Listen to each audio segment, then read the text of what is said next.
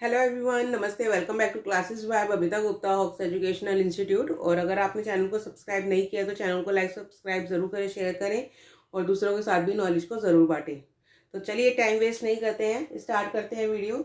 आज के इसमें वीडियो में हम शेयर करने वाले हैं साइकोलॉजिकल थ्योरी ऑफ टीचिंग, यानी कि शिक्षण का मनोवैज्ञानिक सिद्धांत क्या होता है। और ये जो मेरे जितने भी वीडियोज़ हैं वो हिंदी मीडियम और इंग्लिश मीडियम दोनों तरह के बच्चों के लिए हैं, तो आप वो परेशान ना हो ये इंग्लिश में लिखा हुआ है हम हिंदी में कैसे करेंगे, क्योंकि मैं आपको सारा एक्सप्लेन कर रही हूँ, हिंदी में एक्सप्लेन कर रही हूँ।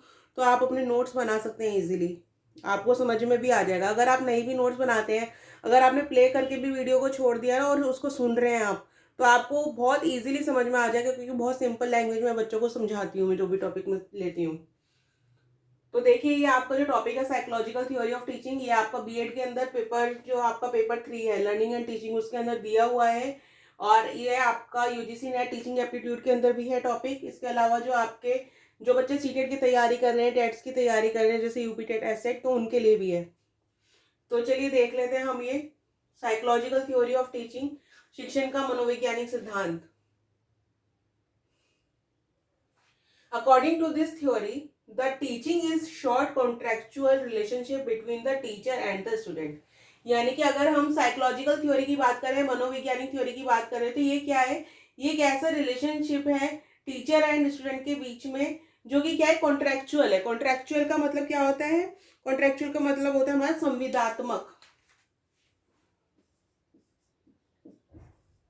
संविदात्मक। अब देखिए, मनोवैज्ञानिक सिद्धांत है, यानी कि मनोवैज्ञानिक यहाँ पे वर्ड शुरू लगा हुआ है, हमारा साइकोलॉजिकल वर्ड है यहाँ पर। तो ये हम जो सीडीपी की बात करते हैं, चाइल्ड डेवलपमेंट एंड पेडागोजी की बात करते हैं, या फिर आपने देखा होगा बीएड के अंदर आपको फर्स्ट सब्जेक्ट दिया होता है सीडीपी का, जिसमें चाइल्डहुड या डेवलपमेंट या चाइल्ड डेवलपमेंट के नाम से दिया होता है। तो उसमें हम क्या पढ़ रहे हैं? बच्चों के बारे में पढ़ते हैं, साइकोलॉजिकल पॉइंट पढ़ते हैं हम बच्चों का, कि बच्चे किस तरीके से होते हैं, किस तरीके से उनका डेवलपमेंट होता है, किस तरीके से वो सोचते हैं।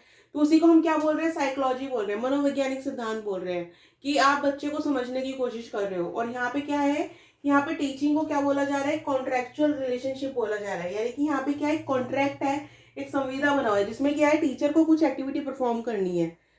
और वो एक्टिविटी क्यों परफॉर्म की जाती है? ताकि जो भी हम बच्चों को सिखा रहे हैं वो क्या हो, बच्चे को अच्छे से समझ में आ सके। This relationship accommodates some activities which a teacher has to perform। यानी कि ये जो आपकी या आपकी जो हमारा साइकोलॉजिकल थ्योरी है, इसके अंदर क्या है कि कुछ एक्टिविटीज होती हैं, यानी कि कुछ गतिविधियां इसके अंदर होती हैं जो कि एक टीचर को परफॉर्म करनी होती है। Teacher has to perform. तो देखिए, जब हम बात कर रहे हैं स्टूडेंट टीचर रिलेशनशिप की, दोनों के संबंध की, और देखिए स्टूडेंट टीचर रिलेशनशिप पर एक पूरा डिटेल क्वेश्चन मैंने आप लोगों के साथ में शेयर किया हुआ है। और इतना इंपॉर्टेंट क्वेश्चंस में से है वो, कि बीएड में हमेशा पूछा गया है वो question, student relationship, student and teacher relationship. तो आप उसको जरूर देखिएगा। तो यहाँ पे क्या है कि इस रिलेशनशिप को बनाए रखने के लिए टीचर को क्या है, कुछ एक्टिविटीज करनी होती है, कुछ गतिविधियां करनी होती हैं। तो वो गतिविधियां क्या है, वो एक्टिविटीज क्या है, वो हम देख लेते हैं। तो उन एक्टिविटीज में सबसे पहला हमारा आता है determining learning goals. Determining learning goals का मतलब क्या है यहाँ पे, कि सीखने के लक्ष्य निर्धारित करना। तो यहाँ पे हम क्या कर रहे हैं, लक्ष्य निर्धारित कर रहे हैं।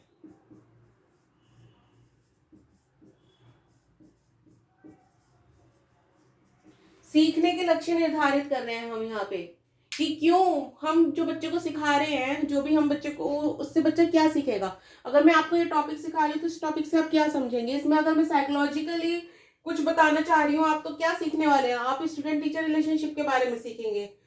कि ये जो रिलेशनशिप है वही क्या है, साइकोलॉजिकल थ्योरी है, कि आप टीचर जो है बच्चे को समझकर वैसा ही सिखाने की कोशिश कर रही है उसको, उसके माइंड के अकॉर्डिंग। तो इसमें क्या है, सबसे पहला हमारा डिटरमाइनिंग लर्निंग गोल्स, कि आप अपने लक्ष्य निर्धारित कर लेते हैं कि आपको क्या सिखाना है और बच्चा उससे क्या सीखेगा। नेक्स्ट आता है इसमें identification of behaviour. Identification of behaviour मतलब कि व्यवहार की पहचान। अब यहाँ पे किसके व्यवहार की पहचान हो रही है? व्यवहार की पहचान। तो किसके व्यवहार की पहचान हो रही है यहाँ पे? स्टूडेंट्स। बच्चों के, क्योंकि बच्चों के बिहेवियर को समझ के ही हम उनके बिहेवियर में मॉडिफिकेशन कर सकते हैं, हम बदलाव ला सकते हैं। तो उस बदलाव को लाने के लिए सबसे पहले उस बिहेवियर को समझना शुरू जरूरी है, उस व्यवहार को समझना जरूरी है। इसके बाद नेक्स्ट आता है आपका selecting the strategies of teaching. अब यहाँ पे क्या है, हम स्ट्रेटेजीज को हम सिलेक्ट कर रहे हैं, यानी कि जो शिक्षण की रणनीतियां होती हैं,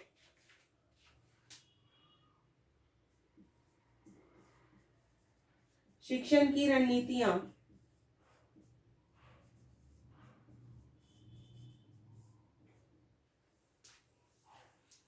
उनका चयन कर रहे हैं हम कि हम किस स्ट्रेटेजी का यूज करें।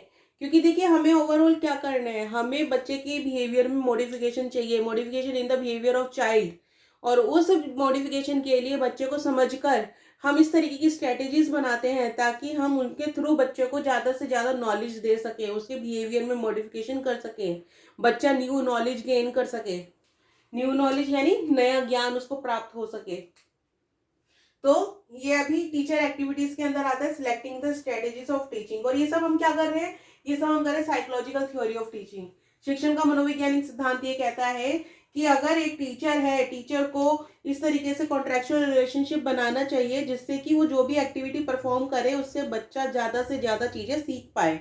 और वो एक्टिविटीज़ क्या है, वो एक्टिविटीज़ भी हमें यहाँ पे बताई गई है, जिसमें हमारा हो गया first determining learning goals, identification of behaviour, selecting the strategies of teaching, शिक्षण की रणनीतियों का चयन करना।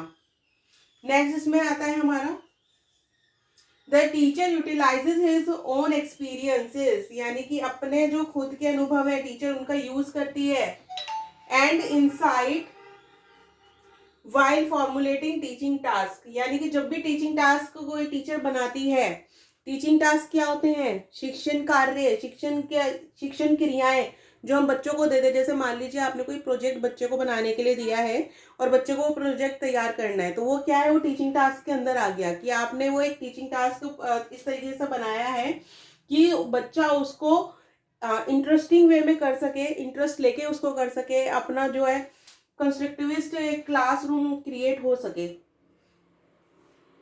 तो इसके लिए क्या करती है टीचर, अपने ही एक्सपीरियंसेस का यूज करती है। जैसे कि मान लीजिए एक टीचर ने 6 to 7 के बच्चे को पढ़ाया है, या फिर 6 to 7 ना मान के हम मान लीजिए फर्स्ट या सेकंड के बच्चे को ले लेते हैं कि उसने फर्स्ट और सेकंड के बच्चे को 1 साल तक पढ़ाया। अब उसको पता है कि उसने 1 साल तक जो पढ़ाया उसमें बच्चे ने क्या क्या पढ़ा, किस तरीके से पढ़ा, कौन सी एक्टिविटीज उसके लिए यूजफुल रही। तो टीचर क्या करेगी, जो एक्टिविटीज यूजफुल रही हैं उसके लिए वही एक्टिविटीज़ वो अब आगे जो बच्चे उनको मिले हैं या उनको पढ़ाने वाली हैं बच्चों को, उनको वो एक्टिविटीज़ देंगी और वो करवाने की कोशिश करेंगी, क्योंकि उनको पता है कि जब मैंने पहले वो एक्टिविटीज़ दी थी तो बच्चों ने अच्छे से परफॉर्म की थी। ठीक है ना। अब अगर मान लीजिए वो परफॉर्म करने के लिए एक्टिविटीज़ देती हैं और बच्चों को फिर भी कोई प्रॉब्लम होती है तो उसमें कुछ चेंजेस किए जाएंगे, बट उसमें कहीं ना कहीं किसका यूज़ हुआ है, उनकी प्रायर नॉलेज का, प्रायर एक्सपीरियंस का यूज़ हुआ है, जो कि उन्होंने पहले जो अनुभव लिया उसका, उन अनुभवों का उन्होंने इस्तेमाल यहाँ पे किया है। तो इस तरीके के जो एक्सपीरियंसेस है उनका टीचर यूज करती है कोई भी टीचिंग टास्क क्रिएट करने के लिए। और ये सब किस लिए कर रही है, ताकि जो एक बच्चा है उसका जो माइंड लेवल है या फिर उसका जो डेवलपमेंट है, ऑल ओवर डेवलपमेंट, वो अच्छे से हो पाए। तो ये था हमारा साइकोलॉजिकल थ्योरी ऑफ टीचिंग, शिक्षण का मनोवैज्ञानिक सिद्धांत। आई होप आप लोगों को समझ में आया होगा। बहुत ही डिटेल में मैंने आप लोगों के साथ में शेयर किया है, बहुत ज़्यादा लंबा चौड़ा नहीं है ये। और इसके मैंने कल आप लोगों के साथ में ऑपरेशन ऑफ टीचिंग शेयर किया था, जो पिछला वीडियो शेयर किया था, जिसके अंदर मैंने फेजेस ऑफ टीचिंग भी आप लोगों को बताया था, स्टेजेस ऑफ टीचिंग क्या होता है। और उसके ऊपर भी मैं एक पूरा वो मैंने वीडियो आप लोगों के लिए बनाया हुआ है, तो आप उसको ज़रूर गो थ्रू कीजिए, इनको पढ़िए। अगर आपको लगता है कि कोई आपको समझ में नहीं आया, कोई टॉपिक समझ नहीं आया, कोई वर्ड समझ में नहीं आया, तो आप कमेंट बॉक्स में लिख के मुझे ज़रूर बताइए। और अगर आपको अच्छे से समझ में आया तब भी आप कमेंट बॉक्स में लिख के मुझे ज़रूर बताइएगा। और चैनल को लाइक सब्सक्राइब ज़रूर कीजिएगा, शेयर कीजिएगा और दूसरों के साथ भी नॉलेज को ज़रूर बांटिएगा। तो जल्दी मिलती हूँ नेक्स्ट वीडियो में। अभी के लिए थैंक यू, धन्यवाद।